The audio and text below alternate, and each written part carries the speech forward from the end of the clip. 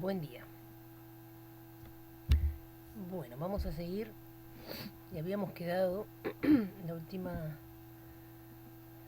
el último video de la última clase en que lo que seguía era ver un programa, ejecutar, escribir un programa y ejecutarlo, ¿no?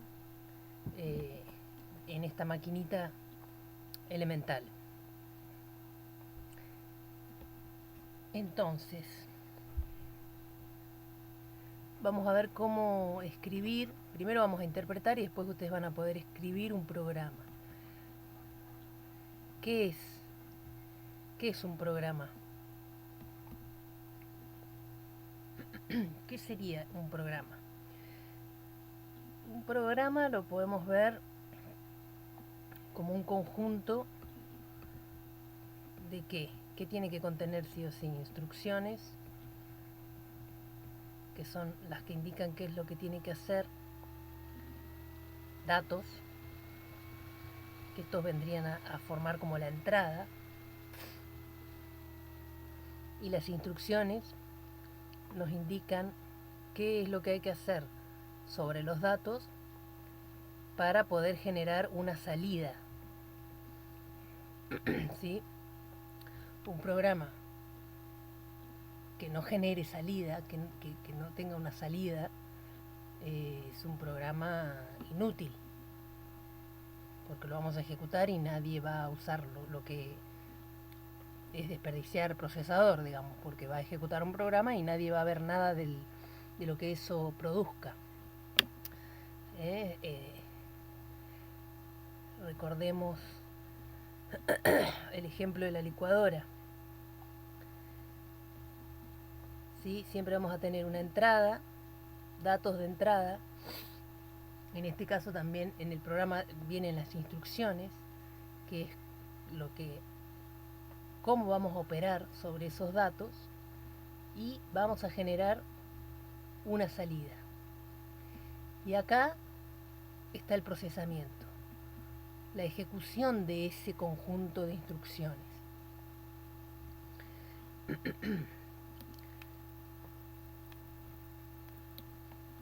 Entonces, ese conjunto de instrucciones con esos datos, como venimos viendo, va a estar en binario. Binario es lo que entiende la computadora, en particular nuestro MCBE también. Entonces, vamos a un ejemplo. Ejemplo de programa.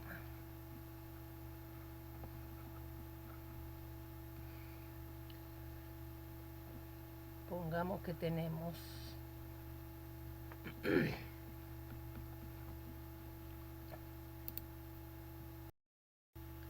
bien, acá tenemos ya el programa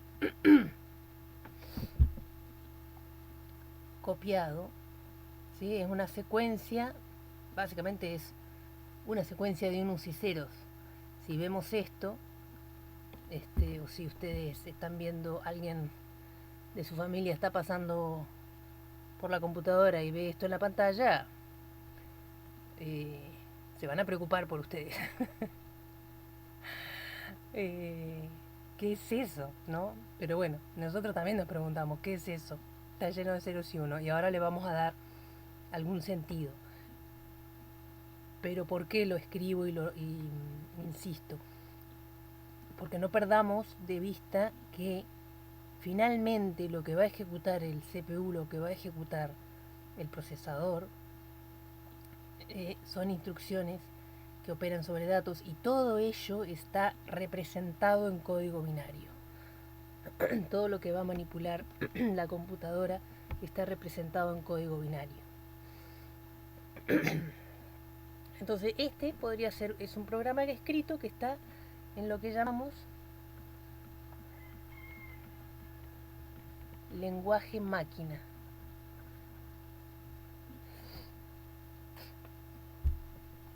¿Sí?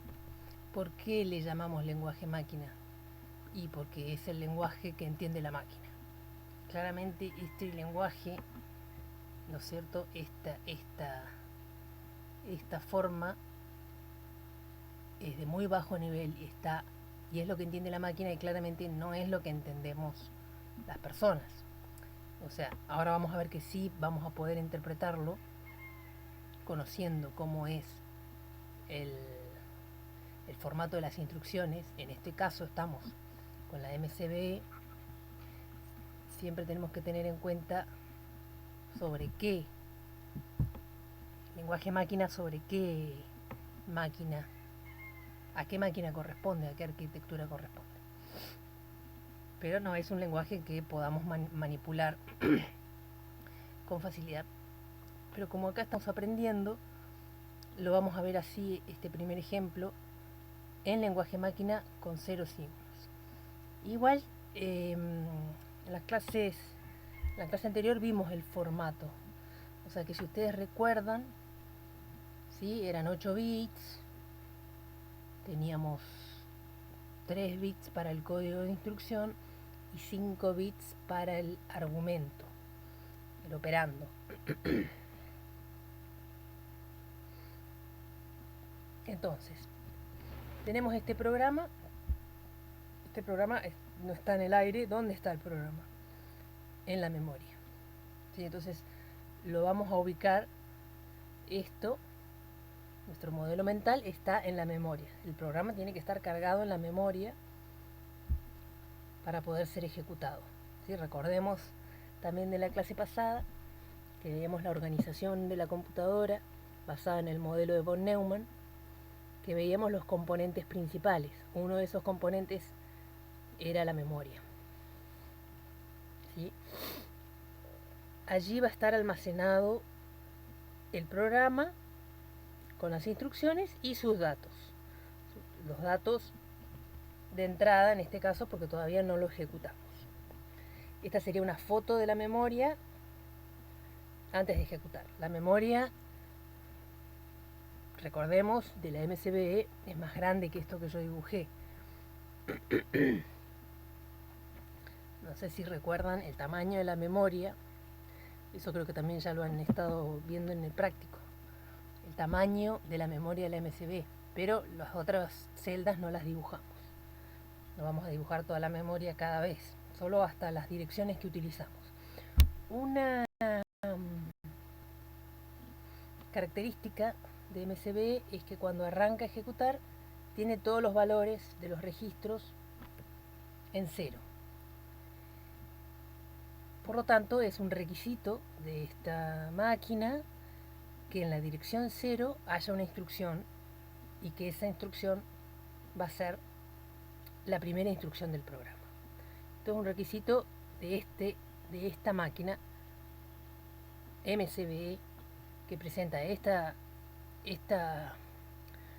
formato de instrucciones, este lenguaje máquina, y entonces tenemos que ubicar en la posición 0 va a estar la primera instrucción del programa. Ese es un requisito porque así arranca, siempre va a arrancar desde la dirección, lo que hay en la dirección 0.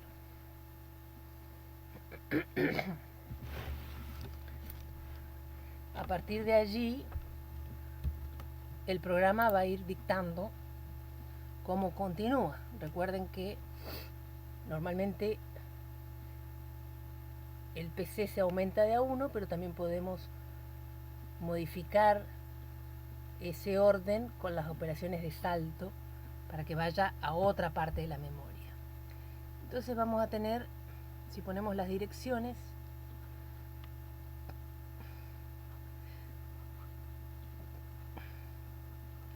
las vamos a numerar así. La que es requisito es que en la 0 esté la primera instrucción del programa.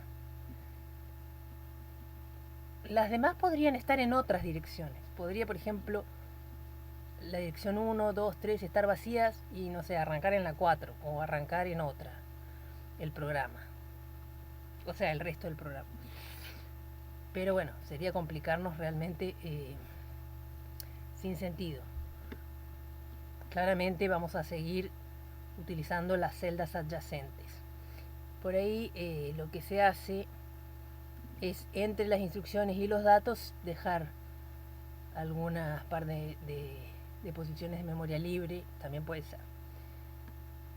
Esto para que sepan realmente cómo ustedes cuando programen van a decidir dónde poner las cosas y qué va a hacer el programa, qué va a ejecutar y en qué direcciones de memoria van a tener alojadas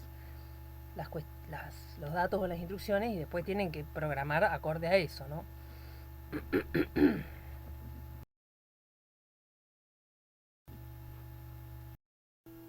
Seguimos. Ahí corregí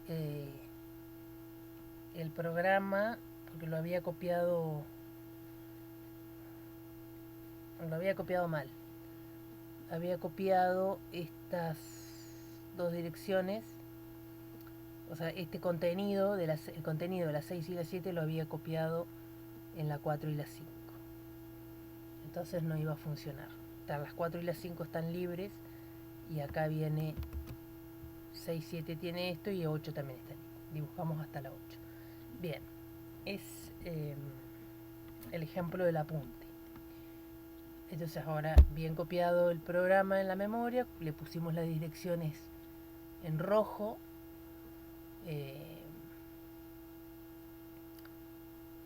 Pueden dibujarle las celdas que no las dibujé. Vamos a hacer lo que sería la traza. La traza es un seguimiento en papel de la ejecución del programa para ver qué es lo que va haciendo. De esa manera podemos, si no sabemos lo que hace el programa, saber qué hace, y si sabemos qué hace y no está funcionando, encontrar el error. Entonces, en la traza vamos a tener una columna por cada registro. Vamos a tener el PC, el IR, el acumulador, la memoria, y vamos a ir escribiendo y la salida. Vamos, en cada fila vamos a escribir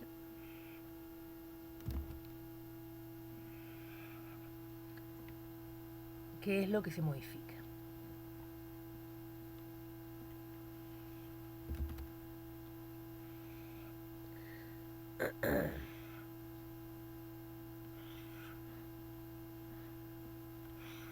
Bien, impresionante el manejo del lápiz este. Entonces le habíamos dicho que arranca siempre todo en 0. Entonces el PC va a estar valiendo 0. ¿Qué era el PC?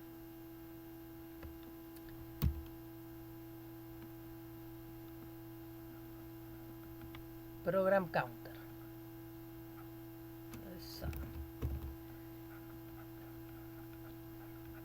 Que en realidad Program Counter no nos dice nada, pero es el puntero a la próxima instrucción a ejecutar. Y el IR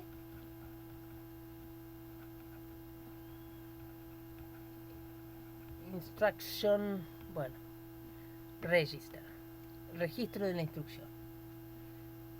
Entonces, vamos a volver al negro, estamos apuntando al 0. Carga en el IR el contenido de la memoria, cuya dirección es la del PC. Esta es una dirección de memoria, 0. Vamos a la dirección 0. La dirección 0 es esta. ¿Cuál es el contenido de la memoria? Este.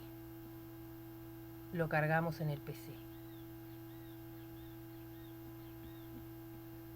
Recordemos que MSB deja 3 dígitos para el código de instrucción y 5 dígitos para el operando.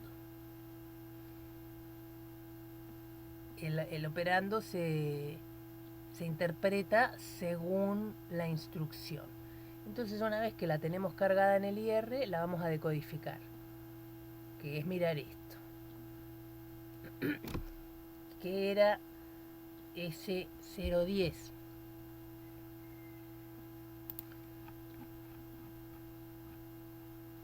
¿Qué era ese 010? 010, el 2, digamos, en binario. Memoria al acumulador. Acá tenemos el machetito. Llevar de la memoria, ahí está, el 010, ¿sí? El 2, el código de instrucción 2 en decimal es llevar de la memoria al acumulador. ¿Pero de qué posición de memoria? La indicada por el operando. ¿Cuál es la dirección que me está indicando aquí?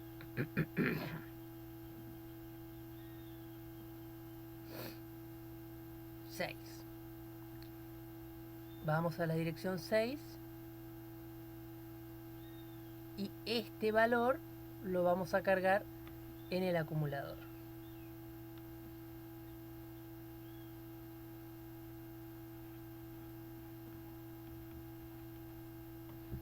Me quedó muy chiquito el acumulador. Terminamos de ejecutar la instrucción.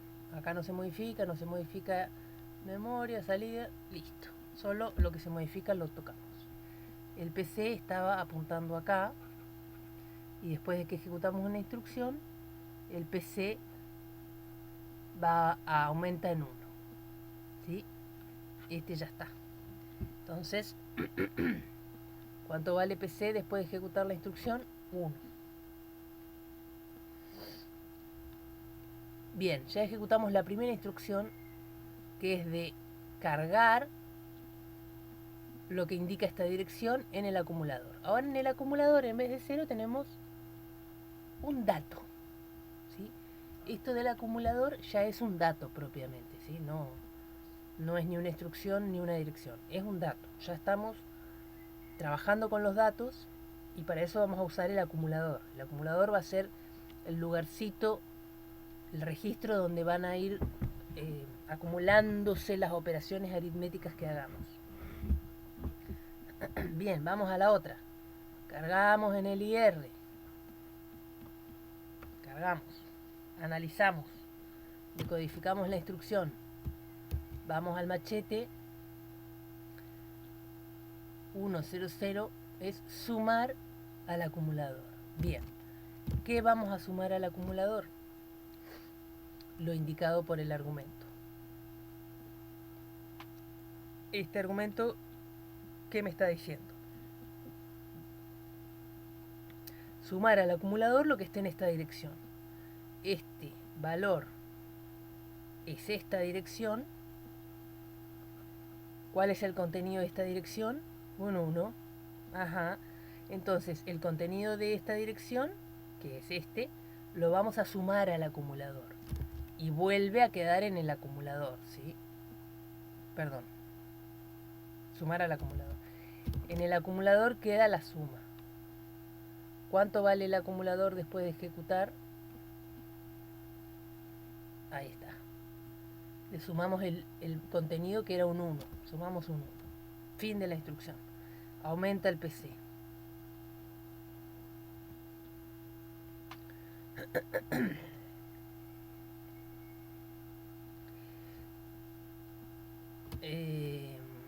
Bueno, estoy poniendo el PC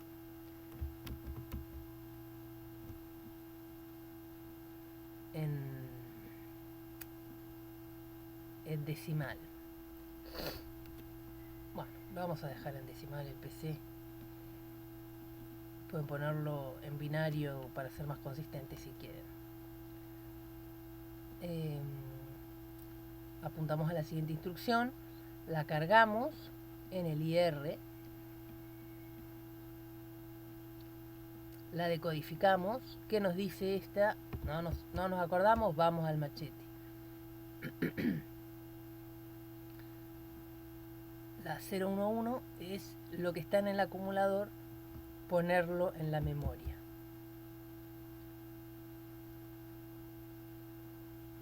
Entonces, lo que está, el contenido del acumulador, ¿cuál es? El último, este. Ponerlo en la memoria. ¿En qué dirección de memoria? La que indica el argumento. Esta es la dirección de memoria. ¿Sí? Entonces, en la memoria,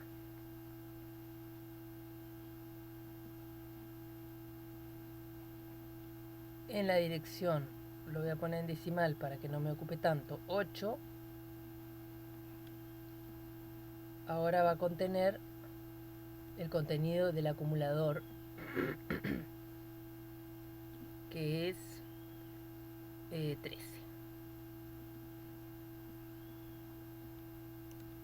¿Sí? Pongo en decimal para para que no me ocupe tanto espacio. Entonces, la memoria, ¿en qué cambió? Estamos escribiendo en la columna de la memoria porque cambia la memoria. ¿Por qué? Porque estamos ejecutando una instrucción que lleva, la 011, lo que está en el acumulador lo lleva a la memoria.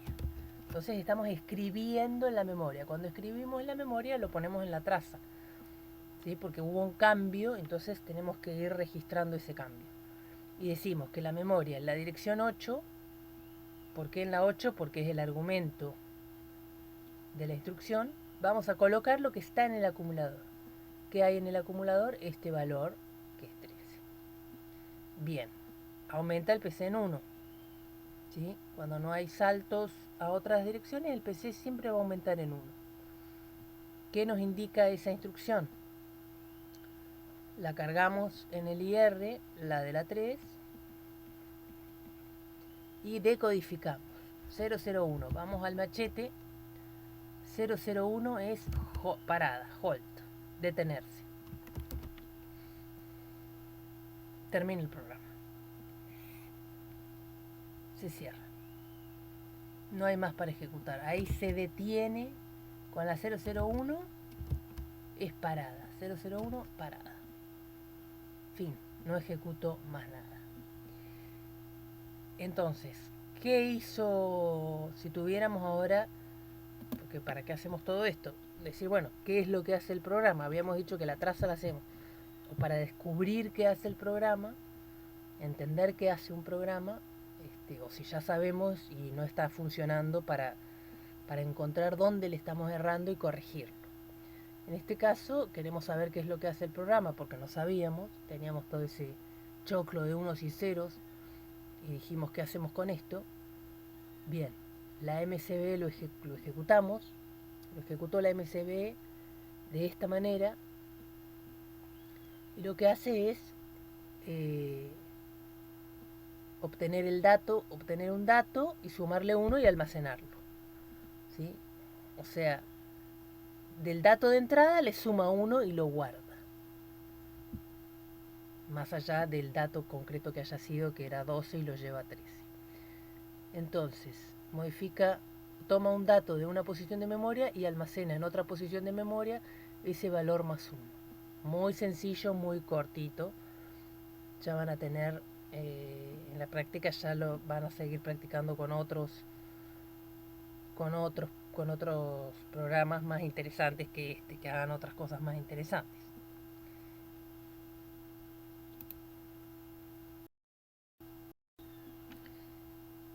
Ahora bien, este lenguaje máquina, bueno, lo tenía escrito y lo borramos. Este lenguaje máquina, como vieron en esta traza, es bastante engorroso de seguir. ¿Sí? De ejecutar la traza y ni hablar si hay que programarlo. Entonces, los programadores no programan el lenguaje máquina, no vamos a programar el lenguaje máquina. El lenguaje máquina está dentro de una categoría que llamamos de bajo nivel. ¿Sí? Sería un lenguaje de bajo nivel. Ahora, ¿qué bajo nivel? ¿Por qué se le dice bajo nivel? Bajo nivel, bajo con respecto a qué.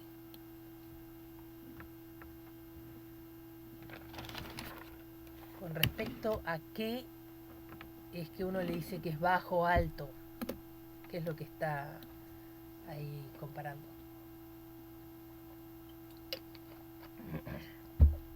Con respecto a la persona usuaria. ¿Sí? Si tenemos a la persona usuaria acá, muy contenta,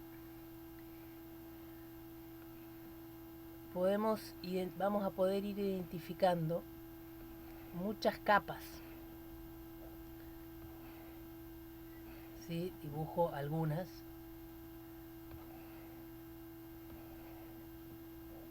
¿Sí? Capas que separan la persona usuaria del hardware. Acá estaría lo que sería propiamente el hardware. ¿sí? La PC, la computadora propiamente, a nivel físico. Entonces este hardware se va a ir apilando con capas de software y el usuario va a interactuar, digamos, con una capa que esté más alejada del hardware para que sea más amigable.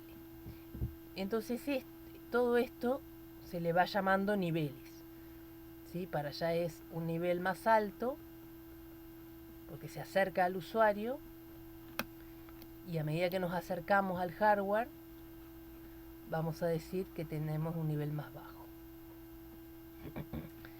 Todo esto nos permite lograr abstracción. Todo esto es porque en la computación, digamos, todo va a ser, todo el tiempo estamos abstrayéndonos para poder abarcar determinada cuestión, porque el todo en sí es muy complejo. Entonces esto nos permite abstraernos de determinadas cuestiones y focalizarnos en un determinado nivel, en una determinada capa. Acá podemos mencionar que estaría el software, ¿sí? Que lo vamos a ir clasificando en niveles. Entonces cuando digan más bajo nivel, más alto nivel, ustedes lo pueden, en esta pila de niveles, ustedes tienen como dónde ubicarlo. Entonces el lenguaje máquina está en la categoría que llamamos lenguajes de bajo nivel.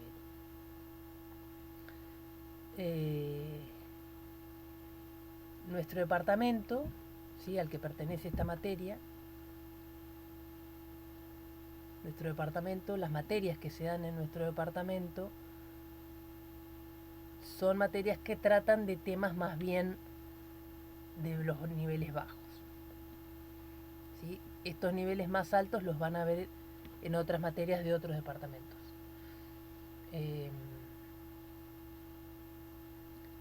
Bien.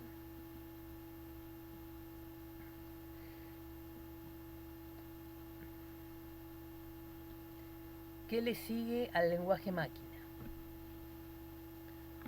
¿Qué podemos hacer para facilitar trabajar con ese lenguaje máquina? Está lo que se llama el lenguaje ensamblador.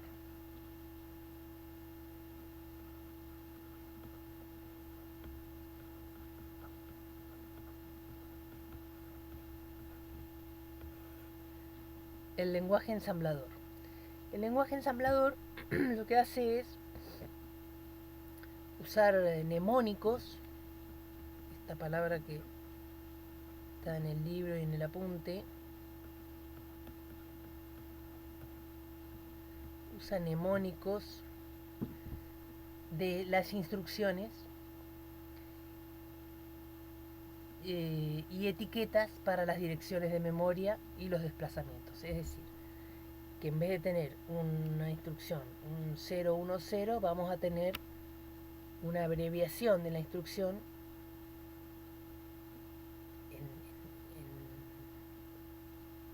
en inglés que nos es mucho más fácil de reconocer porque no tenemos que ir al machete cada vez, sino que el mnemónico ya nos dice cuál es la instrucción. En cuanto a las direcciones de memoria, las podemos reemplazar por etiquetas, ¿sí? O sea, a la propia dirección le ponemos una etiqueta y luego hacemos referencia a esa etiqueta, así como ponerle un cartelito. Bueno, esta dirección le vamos a poner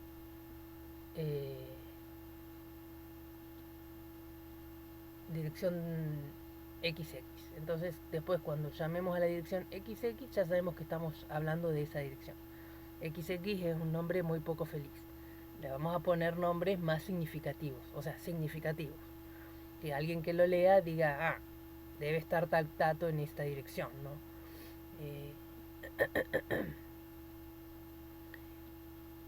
Los desplazamientos también los vamos a cambiar, se cambian por etiquetas. Bueno, no vimos ejemplo de desplazamiento, pero lo vamos a ver después. El desplazamiento, en vez de estar el valor que se debe sumar o restar al contador de programa, hay una etiqueta que indica a dónde debe saltar. Esto va a permitir escribir, que sea más fácil escribir programas y depurar programas. Este lenguaje ensamblador está un poquito por arriba del lenguaje máquina, tiene una correspondencia directa, ¿sí? Y también está considerado un lenguaje de bajo nivel.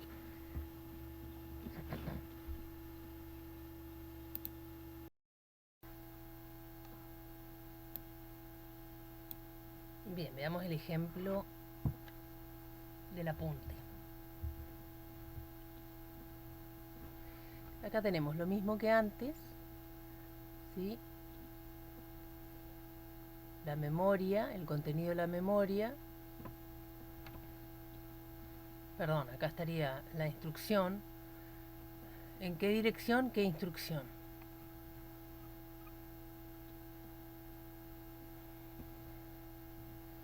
Sí, sería... Entonces, fíjense, y acá se agregan estas columnas con el rótulo o etiqueta, ¿sí?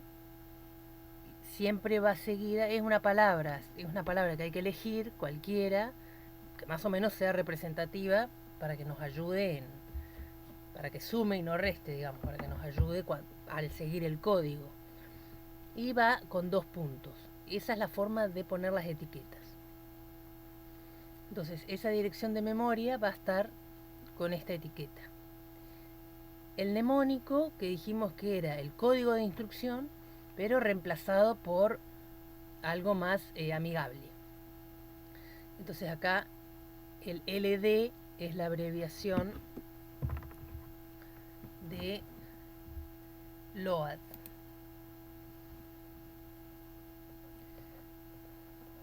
Por ejemplo, LOAD, que es carga, se abrevia con LD. Después está Store, que sería como almacenar, ¿sí? Esta es traer de la memoria, almacenar en la memoria, se abrevia con ST. Y que otra vía ahí, JZ, es saltar. Saltar condicional, cero, si mal no recuerdo.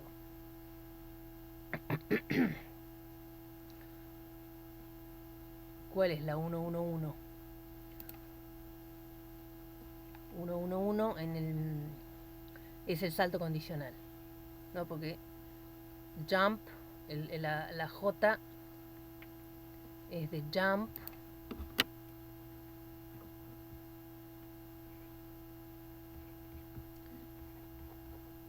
que jump es saltar, y la Z debe ser si cero, si es cero, ¿no? Porque el salto condicional, vamos a verlo ya que estamos, salta, o sea, el JZ salta, la Z nos dice lo del cero. Si el acumulador es cero, bueno, salta, ¿no? O sea, se suma en complemento a 2 el desplazamiento, que es el argumento, al PC. Caso contrario, no pasa nada, ¿sí? Solamente va a saltar, o sea, desplazarse hacia arriba o hacia abajo, porque es un número que está en complemento a 2, entonces se puede restar, hacia arriba o hacia abajo del programa, cuando el acumulador es cero. O sea que eso nos permite controlar el programa. Por ejemplo, nos permite implementar una repetitiva. Podemos repetir, hacer una misma cosa muchas veces. ¿Hasta cuándo? Y hasta que el acumulador es cero. Cuando el acumulador es cero, saltamos a otro lugar. Y después está el JMP de jump directamente. Este salta. No analiza nada. Este salta incondicionalmente. Lo que diga el desplazamiento se agrega al PC. Bien. Entonces, el mnemónico sería cargar, y fíjense que ahora el argumento, en vez de ser una dirección, ya usamos una etiqueta, mucho más amigable, porque aparte el nombre dice count, entonces ya nos está indicando que es una cantidad seguramente, lo que hay que cargar en el acumulador. ¿Dónde está Kant? Kant es una etiqueta que hay que buscarla, sigue en la otra página, y acá está Kant. Tiene que estar definida. Si Kant no está definido, esa etiqueta definida es en esta columna, ¿no? Con los dos puntos, va a dar error. Da error, no tiene cómo encontrarla. El programa va a ser la carga de Kant en el acumulador. Primera instrucción. Buscamos Kant. Kant tiene el contenido de 3. Acá.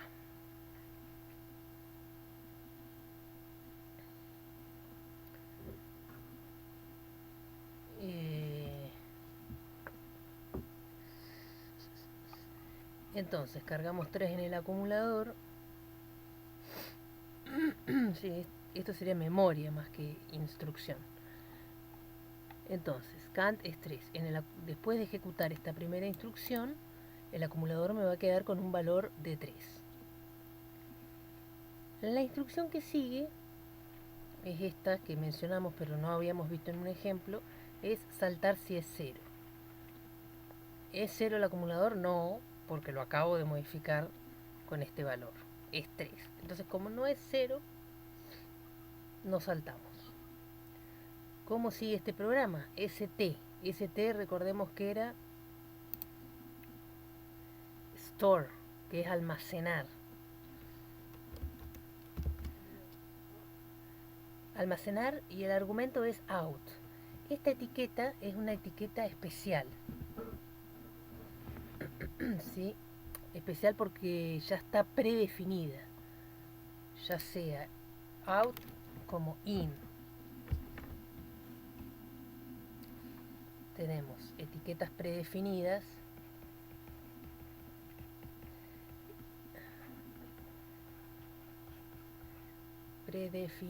o sea que ya las definió MCBE, ya las utilizó. No las podemos utilizar en nuestro programa porque ya están reservadas. La etiqueta especial in y la etiqueta especial out. Out hace referencia a esa posición de memoria que es para salida. In hace referencia a esa posición de memoria que es para entrada. Que eran la 30 y la 31. No me acuerdo cuál era para cuál, pero una es 30 y la otra es 31. En vez de poner 31, ponemos out, por ejemplo. Entonces, almacenamos en la salida, o sea, imprime. ¿Qué imprime? El valor, lo que está en el acumulador. ¿Qué había en el acumulador? Un 5. Estamos haciendo la traza en el aire, pero es sobre todo, ya vimos cómo hacer una traza en papel, ahora la estamos comentando para que vean cómo funciona lo mismo, pero con un lenguaje ensamblador acompañando, con el lenguaje ensamblador de la MCB. Después hace sub, que sub, se imaginan, es para restar 1. Sí, acá dice 1 escrito, pero en realidad dice, la etiqueta se llama 1 porque hay un 1 almacenado, pero claramente tenemos que ir y verificar qué valor hay en esa posición de memoria, ¿no? Porque esto es una etiqueta, no es un valor, es una etiqueta. Buscamos la etiqueta, acá está la definición de la etiqueta porque tiene 2 puntos y contiene un 1. Restamos 1 al acumulador. ¿Cuánto nos va a quedar el acumulador? 4. Y ahora la otra de salto, que era JMP de jump sin condición, no está la Z de si es 0, simplemente saltar. Entonces acá no importa cuánto valga el acumulador, saltamos a sigue. Buscamos esa etiqueta sigue, estaba más arriba. Entonces ahora el PC se va a ver modificado de tal manera de que va a estar apuntando a la dirección 1 de vuelta. ¿Sí? Cuando llegamos acá, bajo, cuando llegamos acá, el PC está apuntando aquí, que vino aumentando, y con un jump a sigue, el PC se modifica y apunta a donde está esta etiqueta. Si analizamos la instrucción, esto va a ser, este es el código de operación y este es el argumento. El argumento seguramente es un desplazamiento en complemento a 2, ¿sí? Que lo que va a hacer es que vaya de esta, el PC vaya de acá a la 1, ¿sí? O sea, para ejecutarlo, la MCB lo que hace es, en esta operación de jump, el argumento se lo suma al PC. Lo que valga el PC le suma este valor. Como está en complemento a 2, cuando es negativo, lo que va a hacer es restar, y entonces podemos de esa manera movernos para arriba, y si es un número positivo, para abajo. En este caso, estamos viendo que es un número negativo, entonces cuando le sumemos este valor al valor del PC, seguramente nos dé este valor, esta dirección. Ahora el PC apunta de vuelta acá. Volvimos al principio. Saltar si 0. ¿Cuánto valía el acumulador? 4 habíamos dicho. Estábamos en 4. No es 0, seguimos. Almacenamos en salida. Imprimimos el 4. Ya habíamos impreso el 5, ahora imprimimos el 4. Restamos lo que está en esta dirección, que es un 1. Entonces ahora vale 3. Y saltamos incondicionalmente a sigue. Bueno, esto va a seguir ¿hasta cuándo? Hasta que de tanto restarle al acumulador, el acumulador va a llegar a 0. Y esta condición va a ser verdadera. Cuando lleguemos a 0 de irle restando 1, ¿sí? Va a ser verdadera esa condición. Entonces, en esa vuelta, saltar si 0, cuando sea 0, ¿a dónde tenemos que saltar? A donde está la etiqueta fin. Voy a bajar, buscamos la etiqueta fin, el PC va a apuntar acá y va a ejecutar esta instrucción. ¿Cuál es esta instrucción? 001, que corresponde el mnemónico a halt, que es detenerse. Y ahí el programa termina. Entonces, cuando yo ahora pregunto, ¿qué hizo el programa? Ahí pueden responder por el Telegram. ¿Qué es lo que hace el programa? Este programa tiene una salida que la pudimos observar. Y el programa imprime por pantalla 5, después 4, 3, 2 y 1. ¿Sí? ¿Por qué? Porque cuando fue 0 ya cortó. Hagan la traza en papel y verifiquen esto. En la traza en papel, lo que va en out, o sea, lo que se imprime por pantalla, va en la columna de salida.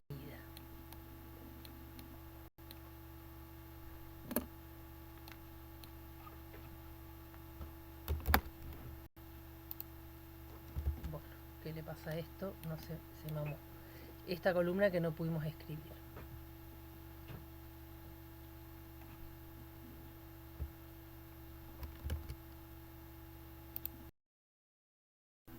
Bien. Siempre tenemos que aclarar, siguiendo con el lenguaje máquina, a qué máquina pertenece el lenguaje máquina. ¿Sí? He insistido bastante con esto porque después, como empiezan a trabajar mucho con la MCB, ya nos acostumbramos como que la MCB es así todo. Entonces, un lenguaje máquina va a pertenecer y un lenguaje ensamblador van a pertenecer a determinada máquina. Entonces siempre tenemos que aclarar eso, ¿sí? El lenguaje máquina tal o el lenguaje ensamblador tal son de MCB o de la arquitectura que fuese. Esto es porque estos lenguajes son propios de una familia de arquitecturas que se llama, que también lo van a leer por ahí en el libro o en el apunte. Una familia sería como un conjunto de modelos de computadoras que comparten el mismo ISI, que es otro término que también van a ver por ahí.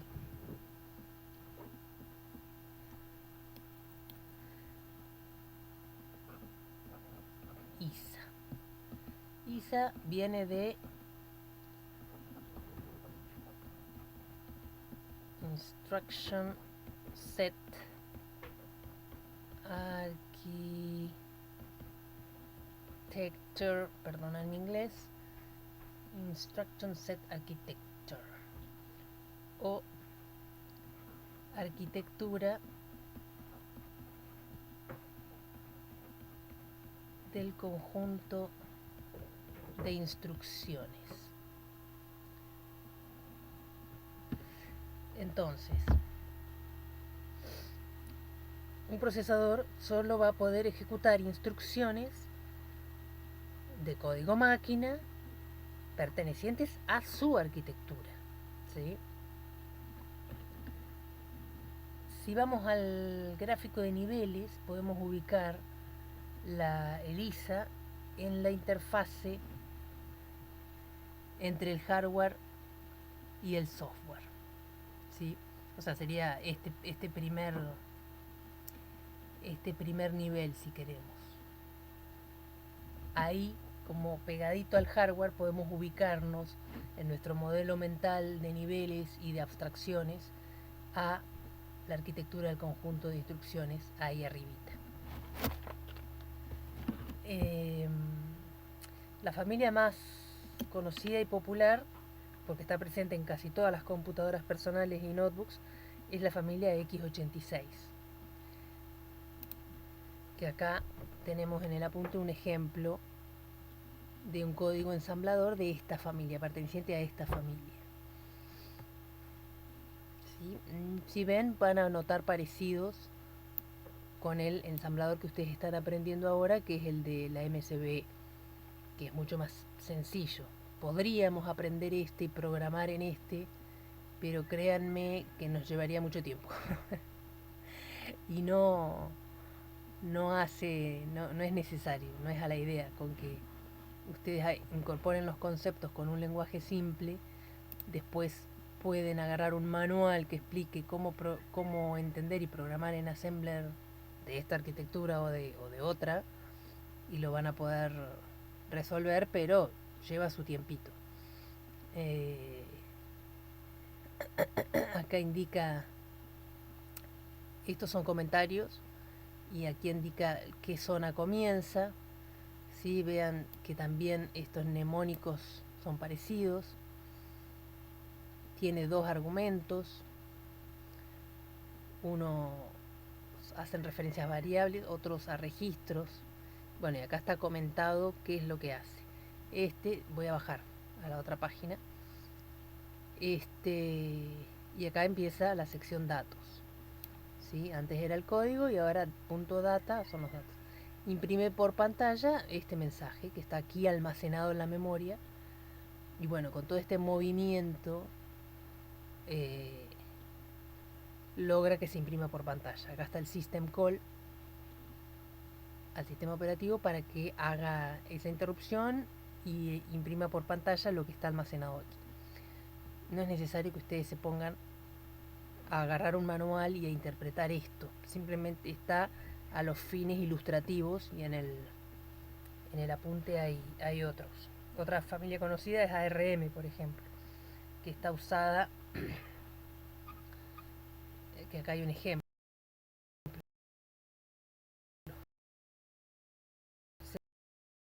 Se usa dispositivo, fue, digamos, esta arquitectura cuando fue diseñada fue el objetivo principal en mente. Rafa me va a completar o a corregir, fue minimizar el consumo de energía. Entonces, y ese con los objetivos propios con los objetivos en mente se diseñó este conjunto de instrucciones. Y un código ensamblador ejemplo que también imprime el Hola Mundo es ese. Ahora bien,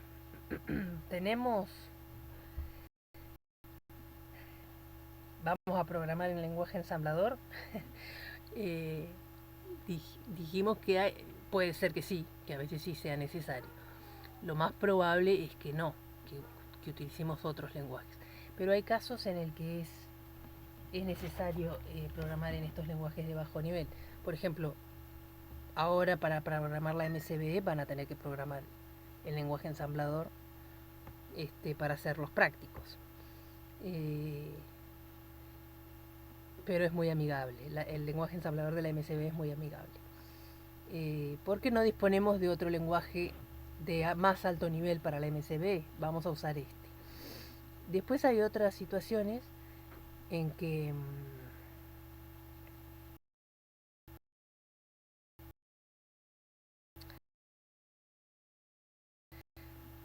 de un lenguaje de alto nivel, en la mayoría de las ocasiones, pero el programa requiere por ahí una manipulación directa del hardware, tener un control directo sobre ciertas cuestiones de hardware que son que para hacerlas hay que hacer rutinas que estén escritas en assembler, o alguna sección que tiene que ser muy eficiente, quizás en algún sistema de tiempo real, de vuelta con permiso de Rafa, que son sus temas en lo que él es especialista, sistema de tiempo real que tienen que responder a un cierto timing, a un cierto tiempo estipulado, para que sean más eficientes y estén súper optimizadas, se escriben en código assembler directamente, para que el programador así tiene un control total de qué va a ejecutar el procesador y que no, digamos, despilfarre ejecutando ninguna instrucción que sería evitable. Más o menos esa es la idea. Todo esto ya lo van a ir entendiendo, incorporando con el avance en la materia y con el avance de la carrera, cuando vean las materias que siguen, donde ven estos temas. Ahora bien, estamos mencionando un lenguaje de alto nivel. ¿Qué sería un lenguaje de alto nivel? ¿Qué se les ocurre que sería un lenguaje de alto nivel? Dije, de vuelta, alto. ¿En qué era en relación a alto? Un lenguaje que está yendo para allá, que está más bien por este sector, más cerquita de la persona que está programando y no tan abajo. A eso nos referimos con un lenguaje de alto nivel.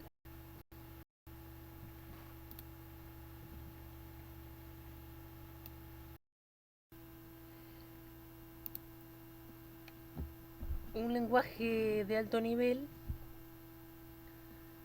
presenta algunas ventajas, como que es más fácil y más rápido de programar. Definitivamente eso sería lo que los hace indispensables, sería. Y de depurarlos o debaguear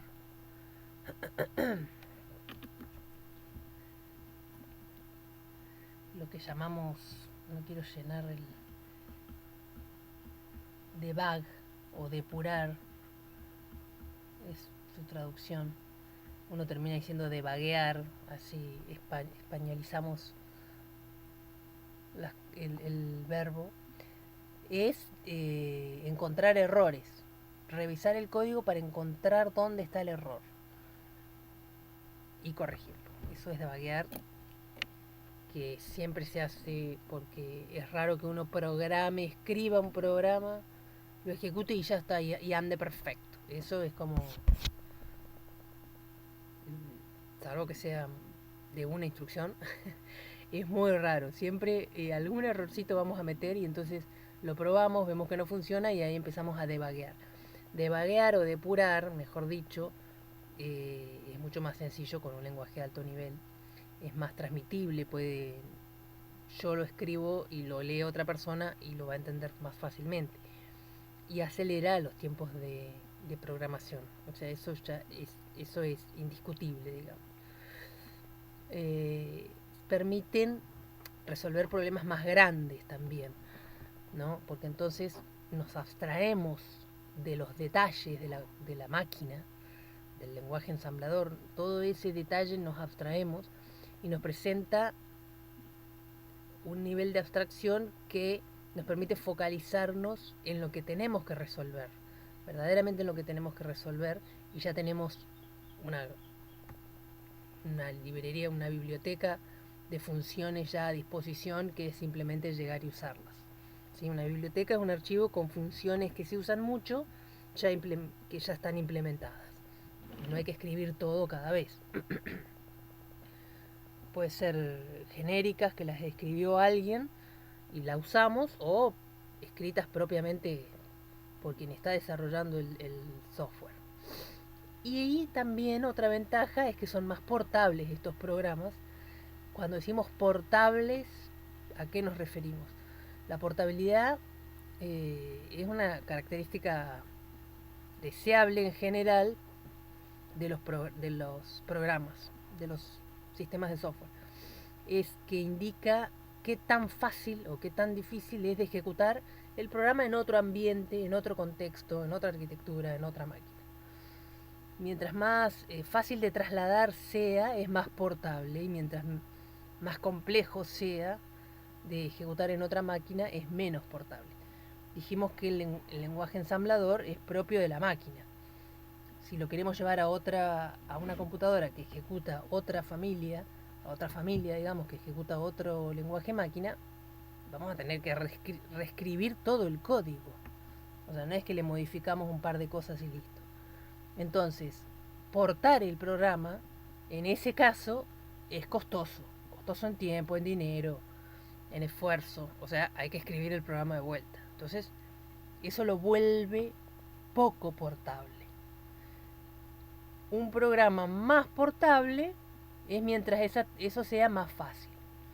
En este caso, un lenguaje de alto nivel es mucho más portable porque para ejecutarlo en otra arquitectura, con que dispongamos del programa ya vamos a ver este tema, podemos compilarlo en la otra arquitectura, es decir, traducirlo a la otra arquitectura, y lo vamos a poder ejecutar. Todo esto en modo genérico, ¿no? Después hay que ver en cada contexto, cada situación. Pero bueno, los lenguajes de alto nivel nos permiten mayor nivel de abstracción de los detalles y nos permite enfocarnos en el problema que tenemos que resolver.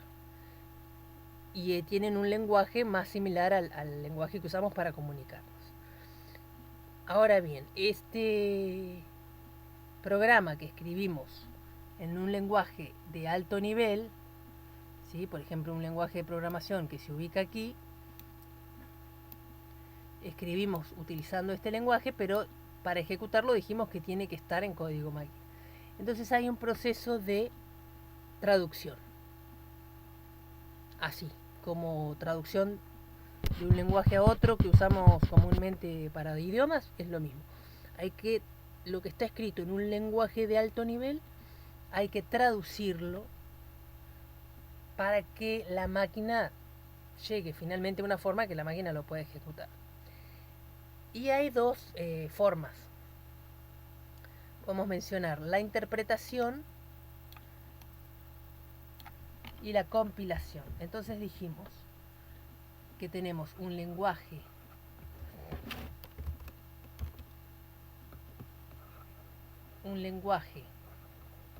de alto nivel y necesitamos traducirlo. El lenguaje ensamblador también hay que traducirlo, pero hay una correspondencia directa, salvo por las pseudoinstrucciones, que son como un conjunto de más instrucciones pequeñas. Es una correspondencia directa con el lenguaje máquina, solo que incorpora esos mnemónicos y etiquetas para facilitar. Pero un lenguaje de alto nivel ya requiere, como estamos más alejados de la máquina, requiere un proceso de traducción. Y esto podemos mencionar los intérpretes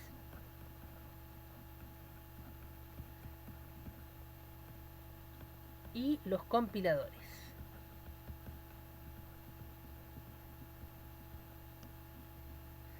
¿Sí? Un intérprete va analizando y va traduciendo instrucción por instrucción, y a medida que hace esto la va ejecutando. ¿Sí? A medida que va leyendo las instrucciones, la traduce y la ejecuta. Un compilador traduce todo el código, ¿sí? El código es el programa, todo el código que está en alto nivel, y genera otro archivo, que será el archivo ejecutable.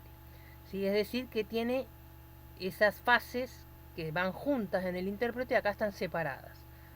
Por un lado hacemos la compilación y generamos un archivo ejecutable, y listo, compilamos, y cuando compilamos no ejecutamos el programa, simplemente lo compilamos.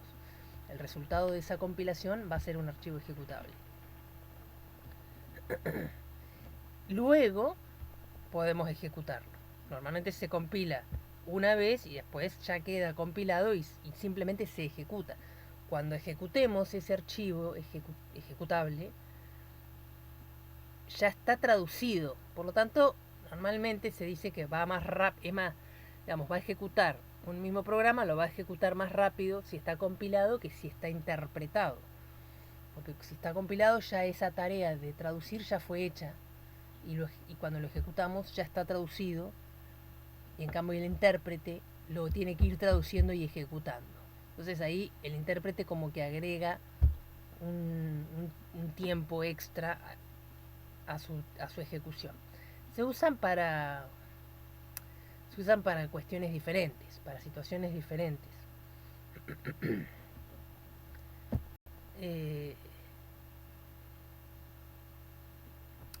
Bien. Cuando compilamos, por eso compilamos al principio y ya queda, y después cada vez que modifiquemos el programa, lo vamos a tener que compilar de vuelta. El programa va a estar en un archivo, vamos a llamarle, se palmó el grabador. Bueno, perdí una parte de la grabación. Retomamos.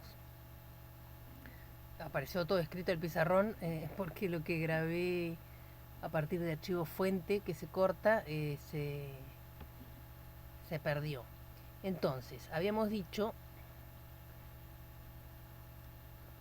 vamos a traducir un programa escrito en un lenguaje de alto nivel. Teníamos las dos opciones, los intérpretes y los compiladores.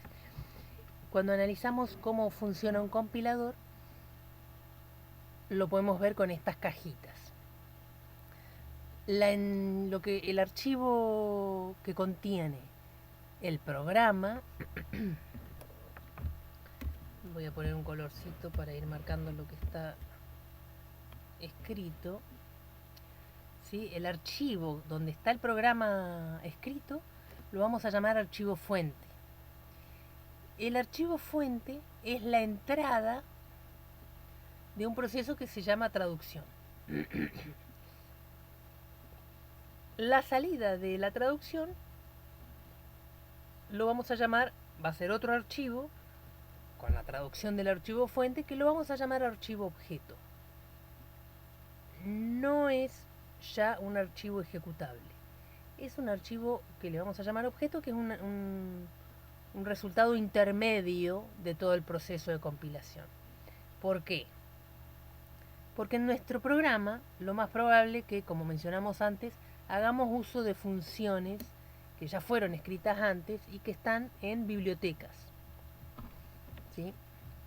Bibliotecas o libraries en inglés, y una mala traducción sería librerías.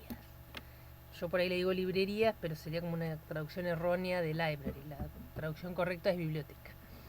Pero bueno, estas bibliotecas, libraries o librerías son archivos que contienen la de funciones que ya fueron escritas para resolver cuestiones que se hacen varias veces. Cosa de no tener que programar todo cada vez. Entonces, por ejemplo, puede ser que yo en mi programa necesite hacer una operación matemática determinada. No me voy a poner a escribir ese programa, simplemente dentro de mi programa incluyo una biblioteca que especializada en operaciones matemáticas. Y entonces yo ahí dispongo de una serie de funciones y utilizo una. Ese llamado, ¿no? En mi código de pronto van a estar las instrucciones y en un momento va a aparecer un llamado a una función, no sé, suma. Suma AB. Esta función suma no está en mi programa, está en la biblioteca. Entonces, después del proceso de traducción, la función suma no se puede traducir porque no está incluida en el archivo fuente. Entonces queda como una referencia pendiente. Esas referencias pendientes se resuelven en la etapa de vinculación, ¿sí? O de linkeo. En la etapa de vinculación, la entrada es el archivo objeto y las bibliotecas que se estén utilizando, a las que se haya hecho referencia. Resuelve esas referencias pendientes, el vinculador, y la salida sí es un archivo ejecutable. ¿Qué quiere decir ejecutable? Que se puede ejecutar en la computadora, que la CPU lo va a entender y tiene instrucciones entendibles por la CPU y las puede ejecutar. ¿Sí? Un archivo de texto no es ejecutable, porque no tiene instrucciones, la PC no lo puede ejecutar. Un archivo ejecutable es un archivo que está en código máquina de la arquitectura, la máquina lo entiende y son instrucciones que puede ejecutar y de esa manera el programa se ejecuta. Dicho sea. Entonces, esta tarea que acá vemos, estos pasos de la compilación que los vemos separados, en realidad están todos englobados en la compilación. ¿Sí? No hacemos paso por paso, pero los vemos para entender cómo funciona. Y bueno, lo que está aquí, muchas veces, muchos desarrolladores, desarrollo se le llama toda la tarea de producción de software. Muchos desarrolladores utilizan IDEs, ¿sí? Un IDE que viene de Integrated Development Environment, las iniciales, que sería un entorno de desarrollo integrado que facilitan mucho la tarea de programación, tienen un montón de botones y funcionalidades para facilitar y hacer más cómodo lo que es programación. Entre esas cuestiones, o sea, un botón que quizás lo apretamos y ejecuta, ¿no? Estamos modificando, tiene una pantalla donde modificamos el código, lo escribimos. Estamos ahí tocando el código y apretamos un botón y se ejecuta y vemos el resultado. Bueno, eso es porque está haciendo automáticamente todos estos pasos.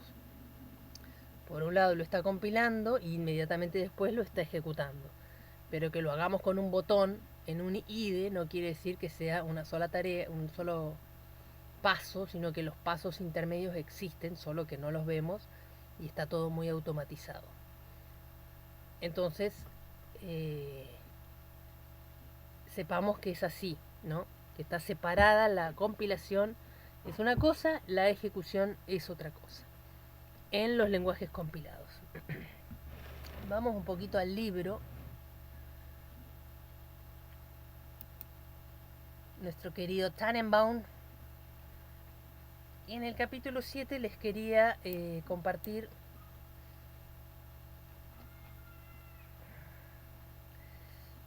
iba a reiniciar la máquina y no la reinicié.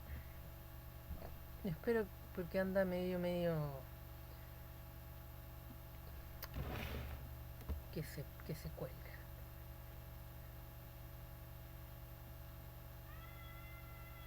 Bueno, en la página 485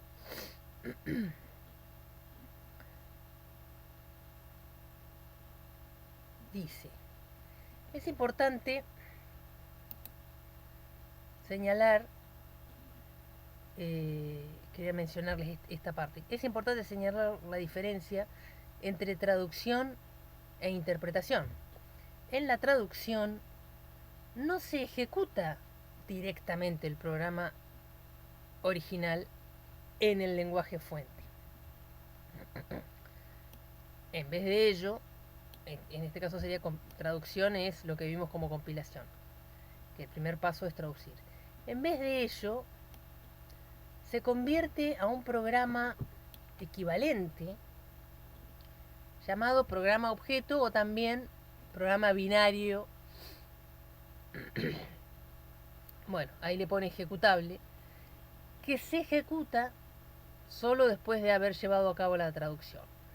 En la traducción hay dos pasos bien definidos. Generación de un programa equivalente en el lenguaje objetivo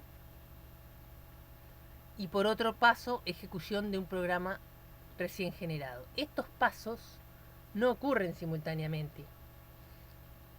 En este caso no está mencionando la vinculación con las bibliotecas. Pero estamos marcando bien la diferencia entre compilación, traducción y interpretación. Estos dos pasos no ocurren simultáneamente. El segundo paso, o sea, la ejecución, no se inicia hasta que el primero haya finalizado. En la interpretación solo hay un paso: ejecutar el programa fuente original. No es necesario generar primero un programa equivalente, aunque a veces el programa fuente se convierte en una forma intermedia, por ejemplo, código de bytes en Java, para facilitar la interpretación. ¿Sí? No es todo blanco-negro y ahí tenemos todos los grises. Pero bueno,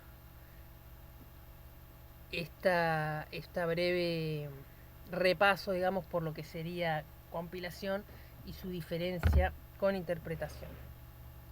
Ahora, volvamos a lo que eran, ¿se acuerdan el gráfico de los niveles que habíamos hecho, ¿no? Esos niveles que nos vamos abstrayendo y que está la persona usuaria arriba y la máquina abajo. Recordemos ese gráfico y vamos a ver este. Les invito a ver otro capítulo del libro, otra parte del libro. Acá hay que esperar que cargue. Que es la página del libro, es la página 304.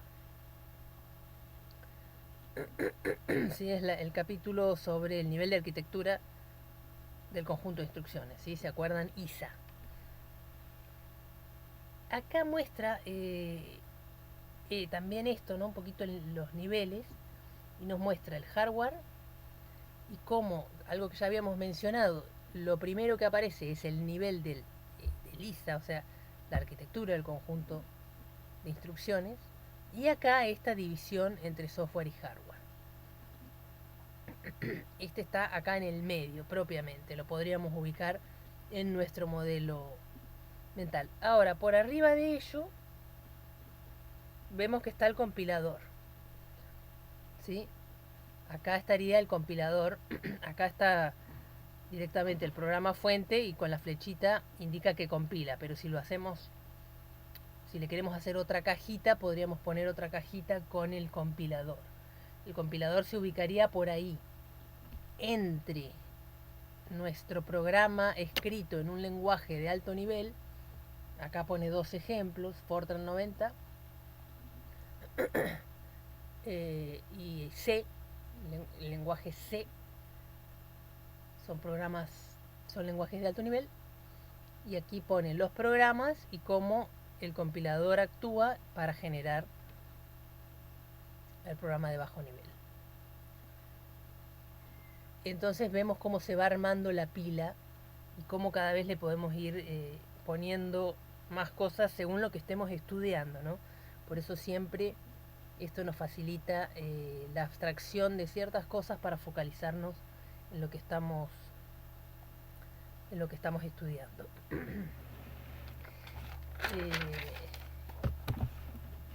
Y les dije que las materias de de este departamento íbamos a andar por las zonas bajas. Fíjense por dónde andamos. Y también quería compartirles lo que dice acá. Idealmente, cuando los arquitectos diseñan una máquina nueva, hablan tanto con los escritores de los compiladores como con los ingenieros de hardware para averiguar qué características, vamos a dejar el gráfico, quieren que se incluyan en el nivel de ISA. ¿Sí? Los arquitectos se refieren a los que van a diseñar un nuevo ISA para una nueva máquina, por ejemplo, ¿no? ¿Qué características entonces hablan con los que están por arriba y con los que están por abajo, por ponerlo en términos del gráfico? Si los escritores de compiladores quieren alguna característica que los ingenieros no pueden implementar en forma económica en el hardware, por ejemplo, una instrucción de ramificar y hacer la nómina, no sé qué eso es una traducción al español que me perdí qué es, pero bueno, es algo que que es muy costoso de implementar. Recuerden que siempre lo que termina mandando es el dinero. Si es muy costoso de implementar, la computadora va a tener un costo de venta muy alto y no se va a vender. Entonces, no sé, si los escritores de compiladores quieren una característica que los ingenieros no pueden implementar de forma económica, no se incluye. Asimismo, si la gente de hardware tiene una idea maravillosa, que quiere incluir, ¿no? Bueno, ahí da un ejemplo, pero la gente de software no puede pensar en un código que pueda aprovecharla, también queda afuera. Y bueno, después de muchas negociaciones y simulaciones, surgirá un nivel ISA perfectamente optimizado, debe ser, para los lenguajes de programación y se implementará. Bueno, y ahí sigue, ¿no? Esta es la teoría, después viene la triste realidad. Cuando llega una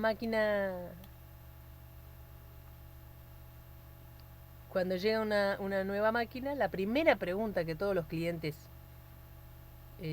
potenciales clientes, se van a hacer es, ¿no? ¿Es compatible con su predecesora? ¿No? Finalmente podemos ser muy cracks y inventarnos